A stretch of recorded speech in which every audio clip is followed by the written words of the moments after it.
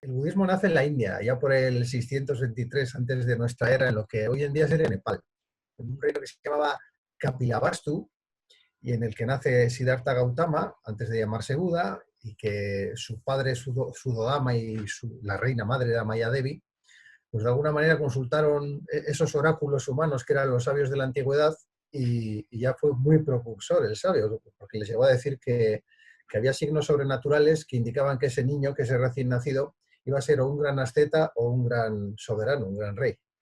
Lamentablemente para su padre, Buda, Siddhartha Gautama en este caso eligió la primera opción y aunque su padre le tuvo enclaustrado en palacio, adorándole con lujos y con pomposidad, pues él, cuando tenía la edad de 30 años, cuando su familia dormía, ya estaba casado, tenía esposa y tenía un hijo, pues se había escapado antes del palacio y había descubierto pues lo que era el mundo. El mundo para él no era el palacio, sino que había encontrado, fuera de allí, había encontrado a una persona enferma, a un anciano, a un muerto, algo que era natural en aquella época, en la que había mucha violencia, pero también había visto una escena, a una asceta, perdón, de los que se llamaban en aquella época los renunciantes, que renunciaban a una vida ordenada.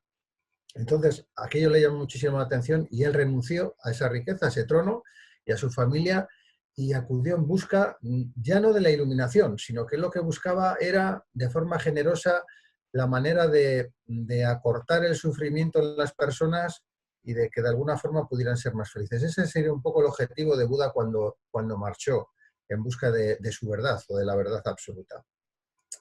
Esto es muy importante porque al final ya tiene una connotación de generosidad por su parte, al igual que Teach cuando salió de su país, también forzado por la situación, pero al final la opción de Teach fue, ¿qué hago? ¿Me centro en mí o me centro en los otros, ¿no? En los demás? Cuando hablamos antes se hablaba antes del yo superior, en ese caso creo que el yo superior tiene una connotación ególatra. Yo creo que sería mejor en un todo superior en el que en ese todo estamos todos incluidos, ¿no? Ese sería un poco el concepto mucho más general de lo que sería la budeidad.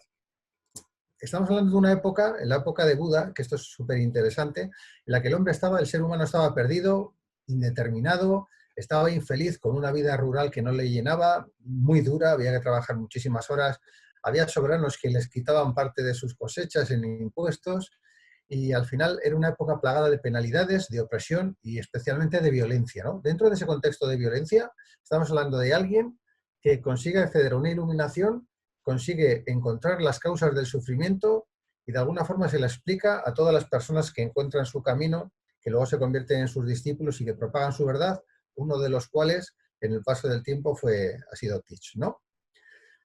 Es muy importante esto porque al final hay una coincidencia en diferentes personajes históricos que tienen una bondad y una mente preclara, como pueden ser San Francisco de Asís en el catolicismo, como puede ser Lao Tzu en el taoísmo, como puede ser incluso, en este caso, Buda o Siddhartha Gautama, que coinciden en varios factores. El primero es que tienen una vida cómoda, quiere decir que tienen una buena vida, son príncipes, tienen una fortuna familiar, como el caso de San Francisco de Asís, o como el caso de Lao Tzu en el taoísmo, pues tiene un cargo relevante en un reino, ¿no? Y lo abandona por corrupción. Pero sin embargo, todas esas personas deciden olvidarse del yo individual y centrarse en conseguir mejorar la vida del prójimo, cuando su vida es sumamente cómoda y renuncian a todos esos privilegios. Eso nos tiene que marcar un poco la línea de lo que supone alcanzar cierto nivel de iluminación. Tampoco es tan complejo, ¿no? O sea, el intentar hacer feliz al otro por encima de nuestro propio yo. Al final hay un nexo común que tiene que ver con un hecho histórico muy interesante, que es lo que se llama la era, que el filósofo Karl Jaspers definió como la era axial, que es una época entre el 800 antes de nuestra era y el 200 posterior a nuestra era, en el que coinciden en el mundo, en el mundo mundial, quiere decir, en todo el mundo prácticamente, unas personas con una capacidad increíble para condensar el conocimiento humano y condensar la sabiduría que a lo largo de los años, después de siglos y siglos, no hemos sido capaces de superar hoy en día. Tecnológicamente sí, espiritualmente no. Yo creo que las bases de la espiritualidad hace 2500 años ya estaban perfectamente sentadas y todo el mundo las conocía. En China se juntan el confucianismo, que es muy ético, y el taoísmo. Luego en la India tenemos el hinduismo, aparece el budismo, el jainismo, zoroastrismo, la época platónica en Grecia. Quiere decir, hay unas mentes preclaras que coinciden en una época muy determinada del tiempo y que marcan la línea espiritual de la humanidad, incluso la línea del conocimiento, que a día de hoy, desafortunadamente, pues hay personas que parece que ese conocimiento lo han abandonado, ¿no? ¿Todo eso qué significa? Pues al final significa que lo que en China se denomina las 4 maravillosas verdades, porque cuando hablamos de nobles verdades parece que tiene una connotación como de poder o de un palacio reales, sino que al final los chinos, que son como muy expresivos en el sentido verbal, pues lo que ellos definían aquello era como las 4 maravillosas verdades, algo que es digno de admirar, algo que uno tiene que aprender y que uno tiene que propagar, por decirlo de alguna manera. Esas 4 nobles verdades, que hablamos del budismo, son muy concretas y conforman un mapa de lo que sería la vida personal que vamos a desarrollar hasta el día de nuestra muerte. Es decir, eso va a estar ahí permanentemente y es inherente al ser humano. Son 4 verdades que no podemos modificar. Podemos modificar todo el resto, el contexto, nuestro comportamiento, nuestra perspectiva, pero esas 4 nobles verdades están ahí y es como si dijéramos una especie de entorno al que nos tenemos que acostumbrar, nunca mejor dicho, como seres humanos, y como diría Darwin, pues tenemos que adaptarnos, nunca mejor dicho, a ese ambiente, ¿no? La primera noble verdad se llama dukkha y tiene que ver con el sufrimiento. El sufrimiento es inherente a todos nosotros. El sufrimiento puede ser físico o puede ser un sufrimiento emocional, pero es un sufrimiento real, que existe, que nosotros, por mucho que nos empeñemos, no vamos a hacer desaparecer, ¿de acuerdo? Y que tenemos que asumir para poder fluir dentro de ese contexto, que en muchos casos puede ser penoso o incluso doloroso, ¿de acuerdo? Entonces, tenemos que intentar ser capaces de asumir eso porque sin la asunción de esa realidad va a ser imposible que podamos dar un paso en nuestra vida que sea correcto. Luego la palabra correcto ya la aclararemos más adelante. Esa sería la primera noble verdad budista. La segunda noble verdad es el samudaya. El samudaya es, de alguna forma, el encontrar, ya que sabemos que el sufrimiento existe, como seres humanos, nuestra obligación es encontrar esa raíz de ese sufrimiento que sentimos, ¿de acuerdo? ¿Por qué? Pues porque es muy difícil encontrar una respuesta, o una respuesta satisfactoria a algo, perdón, si no somos capaces de encontrar la causa, el motivo de nuestro sufrimiento. Entonces, la segunda noble verdad habla del samudaya, que es cómo detectar, cómo concretar, cómo verbalizar, personalizar, hacer toda la imaginería posible para detectar cuáles son las causas que nos provocan precisamente ese sufrimiento. ¿Y para qué es necesario esto en las nobles verdades? Porque es imposible deshacer el sufrimiento si no lo detectamos. Cuando somos capaces de ponerle nombre y apellidos, conseguiremos posiblemente después, con la práctica, deshacer ese sufrimiento, deshacernos de los apegos y deshacernos de todo lo que causa precisamente ese sufrimiento. Eso significa asumir una cosa muy importante en el ser humano, que lo vemos con una connotación negativa y sin embargo la tiene positiva, que es el descubrir, alentar e incluso promover nuestra propia fragilidad o sensibilidad. Claro, estamos hablando, como hablábamos en la época del contexto de Buda, en una época en la que la edad se acortaba antes de la muerte, quiere decir, vivíamos muy pocos años, había mucha violencia, el sol salía hoy pero mañana podía desaparecer porque alguien invadía tu aldea y pasabas a mejor vida o desaparecías de este tipo de vida. Entonces, en ese contexto es muy importante el asumir esa fragilidad y no verla como algo con una connotación negativa, sino sentirse realizado porque eso sea así. Quiere decir, precisamente la fragilidad es lo que nos ayuda a distinguir después la fortaleza. Eso se dice muchísimo en el Tao. Solo podemos descubrir lo que es bueno si conocemos lo que es malo y viceversa. Entonces, esto es esencial. No podemos pensar que el dolor es algo negativo, sino que el dolor es una experiencia que debemos vivir, que todos vamos a pasar a lo largo de la vida en más o menos ocasiones y que va a depender de nuestra actitud a la hora de deshacer ese dolor, no de enfrentarlo, porque enfrentarlo sería también algo con una connotación negativa, sino cómo fluir dentro de ese dolor, cómo experimentarlo, cómo experienciarlo y cómo transmitir lo que sentimos a lo que nos rodea. Ahí va a radicar precisamente otra de las cuestiones más importantes en la parte del budismo. La tercera noble verdad sería lo que se llama el niroda, que es, de alguna manera, dejar de crear ese dolor que hemos sentido. Si sabemos que el dolor existe o el sufrimiento, si sabemos qué es lo que nos causa el sufrimiento, vamos a tener más al alcance de nuestra mano, nunca mejor dicho, el poder deshacer eso de una forma sencilla, que es dejando de crear situaciones que nos generen ese dolor, el sufrimiento. Entonces, eso tiene que ver con la forma de actuar, de enfrentar a la vida, de incorporarnos al fluir como si fuéramos agua, como si fuéramos parte de un río caudaloso, que es la vida, en el que hay muchísimos seres humanos, en el que hay naturaleza y animales, y que hay situaciones que nosotros no controlamos. No necesitamos tener en el budismo una sensación de control. El control es siempre ficticio. Lo que tenemos que tener es una sensación de paz interior. Con paz interior, todo lo que está alrededor no se controla, pero se siente de manera diferente. Entonces, esta en concreto, que es la tercera noble verdad, el Niroda, desde mi punto de vista, es uno de los mayores regalos que nos hizo Buda, porque significa, después de haber reconocido que el sufrimiento es permanente e inherente al ser humano, después de localizar el sufrimiento, el saber que tenemos la capacidad de dejar de crearlo supone una palabra mágica para el hombre, que es la palabra esperanza, ¿no? Podemos tener la esperanza concreta y concisa de que cualquier cosa que nos suponga una afrenta, un dolor, un sufrimiento, podemos llegar a ser capaces de superarlo. Esto es muy interesante porque de las 4 nobles verdades, yo os diría que es, desde mi punto de vista, la más ilusionante de todas. Es como la más positiva, ¿no? La que se suele decir la que da más buen rollo. O sea, porque reconocer que hay sufrimiento, pues vale, está bien. Saber que el sufrimiento está localizado está genial, pero la mejor de todas es decir, yo soy capaz de dejar de crear ese sufrimiento, creo que es la más esperanzadora de todas.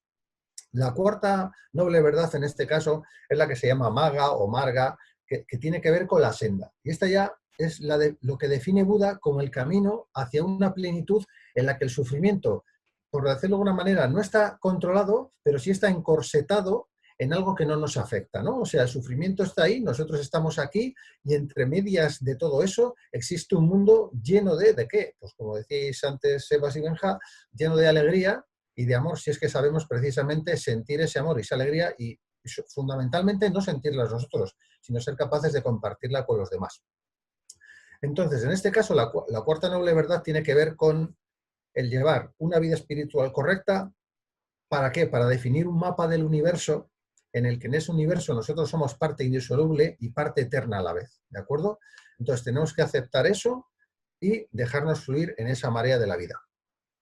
Buda nos da, después de las nobles verdades, nos aporta 2 herramientas muy importantes, porque estamos hablando que las nobles verdades son una especie como de croquis o de pequeño resumen de lo que es la vida, ¿no? La vida tiene sufrimiento, es un resumen que aparentemente es muy triste, ¿no? La vida tiene sufrimiento, posiblemente tú eres el que causa tu propio sufrimiento y de alguna manera luego te anima a despertar. Es lo que diría como si fuéramos Gandalf en El Señor de los Anillos, ¿no? Y paraseándole y con la frase de la comunidad del anillo, nos diría algo así como despertad insensatos. Es una forma de que Buda nos remueve las conciencias para recordarnos que hay un estado superior a toda esta vida mundana que llevamos. Para llegar a esa vida mundana, la última noble verdad, que es la de Maga, la de la senda, nos aboca después a algo que Buda ya reconoce como el óctuple sendero, que es muy interesante. Y previamente a eso, yo os diría que previamente a eso es fundamental otra parte súper interesante del budismo, que son las paramitas. Las paramitas son los dones que todos tenemos que cultivar, porque si no tenemos dones, difícilmente vamos a distinguir las 4 nobles verdades, vamos a estar perdidos, y si no las distinguimos, es casi imposible que intentemos después mantener precisamente ese octuple sendero. Las paramitas de Buda son súper sencillas, tiene que ver con la generosidad, tiene que ver con los ejercicios de propia concienciación, que esto tiene que ver con el despertar a lo que es el sufrimiento y reconocerlo, tiene que ver con saber recibir, soportar ese sufrimiento de alguna forma, ¿de acuerdo? Tiene que ver con la perseverancia, tiene que ver con la meditación, parte fundamental. Es muy importante ya no solamente reconocernos a nosotros mismos en el otro, sino mirar hacia adentro de nosotros mismos, porque solemos estar distraídos y no somos capaces en muchas ocasiones ni de distinguir quién soy yo realmente, ¿no? Esto es muy importante. Y luego ya, pues en el caso de la dhyana, que es la meditación, y luego ya la praña, que sería la sabiduría, que tiene que ver pues, con el aprendizaje, con la humildad, con, por ejemplo, poder participar en una sangha budista y con recibir las enseñanzas de un maestro. Tenemos que ser suficientemente humildes en la vida, nunca mejor dicho, pero también tenemos que ser suficientemente atrevidos.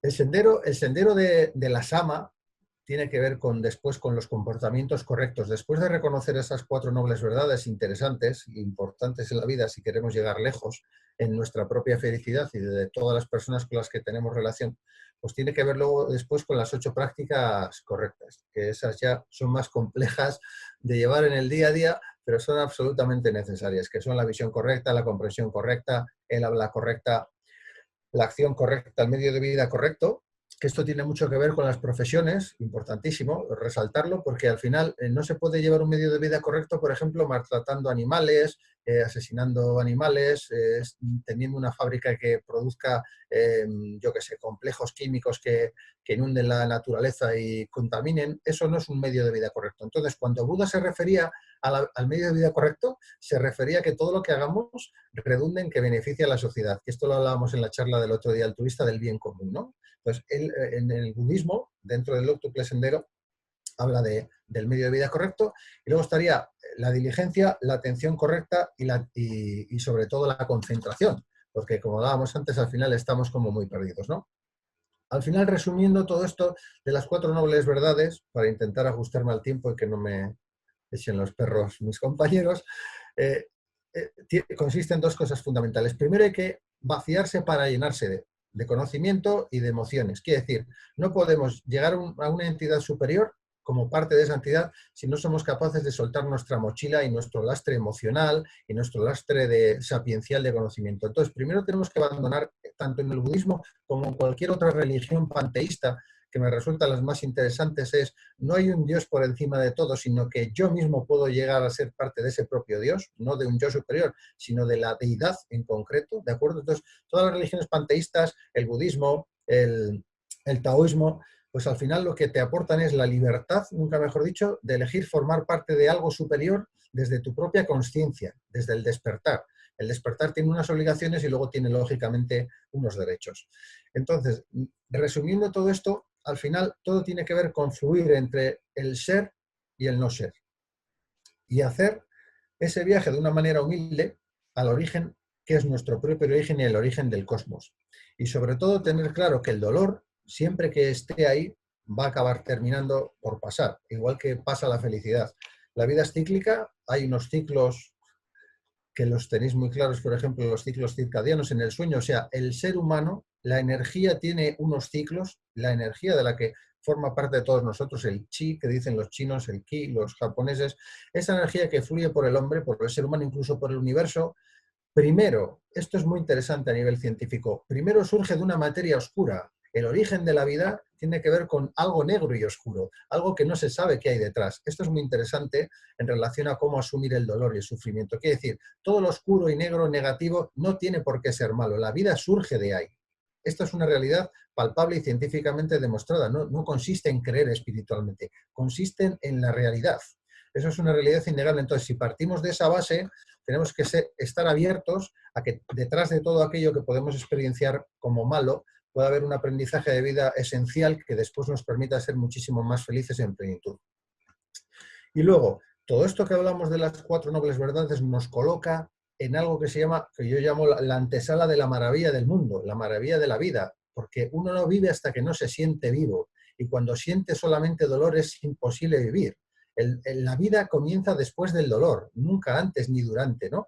Entonces, es importante renunciar a ese dolor cuando el dolor te sobreponga y de alguna manera comenzar a vivir y darte cuenta que te sientes vivo precisamente porque algo te produce una quemazón, un dolor. Esto nos ayuda, es la única manera, el superar el dolor es la única manera de crecer espiritualmente y sobre todo de convertirse en algo que es muy importante, que es en una buena persona.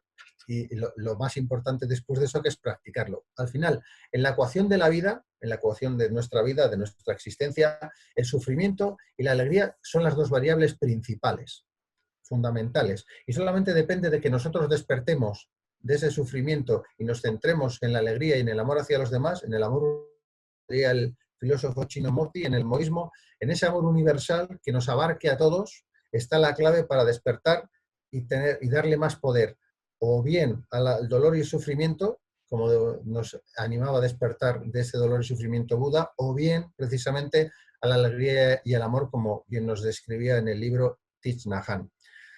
Mi consejo es que despertéis, me da igual a qué religión, ciencia, a lo que sea, pero que todo aquello que os haga despertar y que os mueva el corazón y el alma tenga que ver con ayudar al prójimo, con respetar a la naturaleza, a los animales, con ser buena persona y con dormir a pierna suelta con la conciencia tranquila. Esa es la única clave para vivir, para tener una buena vida y para ser recordado, y como dirían los taoístas, intentar ser inmortales, porque ser inmortal en el taoísmo, que siempre está bastante mal explicado, no tiene que ver con no morir nunca, sino con ser recordado porque eres un ejemplo de lo que realmente es la bondad.